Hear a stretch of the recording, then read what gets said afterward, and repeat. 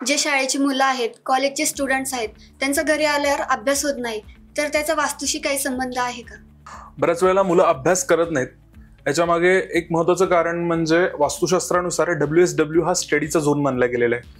ह्या ठिकाणी जर टॉयलेट आला असेल, हेवी क्लटर जर त्या ठिकाणी पडला असेल, उदाहरणार्थ 6 महिन्यापेक्षा जास्त काळ न वापरलेल्या इलेक्ट्रॉनिक प्रोडक्ट्स वगैरे जर त्या ठिकाणी काही पडल्या असतील, त्या ठिकाणी अँटी युटिलिटी होत असेल, अँटी ऑब्जेक्ट्स येत असतील, मुलांची अभ्यासाला बसायची जागा ही SSW किंवा WNW या झोनमध्ये जर ते अभ्यासाला बसत असतील, तर अशा वेळेला बऱ्याच वेळेला त्यांचं चित्त विचलित होणे किंवा ते अभ्यास करत असताना छोट्या छोट्या गोष्टींमध्ये अडचणी येणे, त्यांची एनर्जी नष्ट होणे, अशा बऱ्याचशा गोष्टी बघण्यात आलेल्या आहेत. त्याच्याशिवाय WSW मध्ये जर टॉयलेट आला असेल बेसिकली, तर अशा वेळेला जे आपण अभ्यास करतो ते आपल्या लक्षामध्ये राहत नाही, आपल्या लक्षात बिलकुल राहत नाही.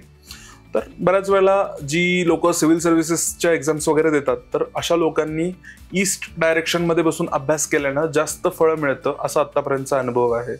ज्या लोकांना कॉम्पिटेटिव्ह एक्झाम द्यायच्या आहेत, IITशी रिलेटेड ज्या लोकांना एक्झाम्स वगैरे द्यायचे आहेत, अशा लोकांनी नॉर्थ दिशेमध्ये बसून अभ्यास केलेला कधीही चांगलं मानलं गेलेलं आहे. पण स्टडीसाठी सगळ्यात चांगला झोन जो मानला गेलेला आहे तो WSW हा झोन खूप चांगला मानला गेलेला आहे. मुलं किती हुशार असतील, कितीही काही जरी असेल आणि WSW हा जर झोन बिघडलेला असेल, तर अशा वेळेला अभ्यासामध्ये प्रत्येक वेळेला काही ना काहीतरी अडचणी येणे, पूर्ण अभ्यास केलेला वाया जाणे किंवा त्या केलेल्या अभ्यासाचा उपयोग न होणे, अशा बऱ्याचशा गोष्टी या WSWच्या वास्तुदोषामुळे सुद्धा दिसून येतात.